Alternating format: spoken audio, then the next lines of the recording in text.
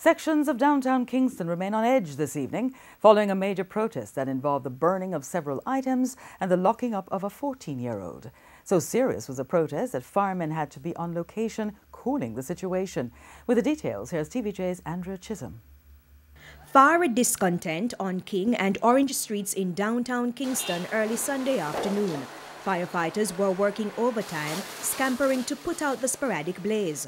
Residents claim that lawmen have been abusing them. Things came to a head when a man who was reportedly locked up at Horizon for some 20 years came to visit his grandmother. The grandmother spoke with TVJ News. And beat him, tear off the whole of him face, it a bleed.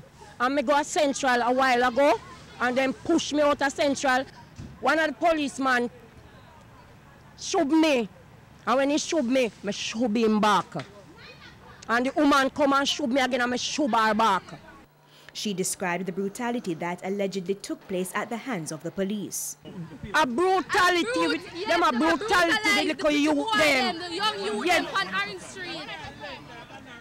Them beat them, then lick off Rowan face him in a Central right now. Him face supposed to swell or bleed. And it's not shotgun or the tall gun, them take and beat him in him face.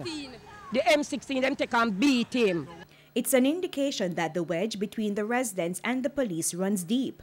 This woman was among those rounded up, and she said her teenage son was carted off because he recorded the incident on his cell phone. They take on my son's phone, and then take on my phone, and them beat me. I'm tired. I'm so tired. My 14-year-old son here inside here, so. My 14-year-old, and just to me tell him, say, my little boy have a video on him phone, stating that the police him a beat a civilian, and just because through that, them come and harass me for my little boy phone, and lock up my little boy in a van, so them going to lock him up, and so them going to take me, I hold him for my little boy. I say, no, he's a 14-year-old, you can't lock him up. They take him and they harass me and shoot me in the van too. It took quite a while for the firemen to clear the blocked roads. It seems it will also take some time before residents start trusting the police. For this woman who was allegedly pepper sprayed, it's a depressing state of affairs.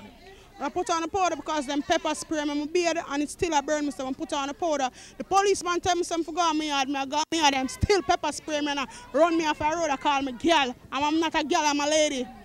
It's not everybody's the same thing down here. Andrea Chisholm, TVJ News.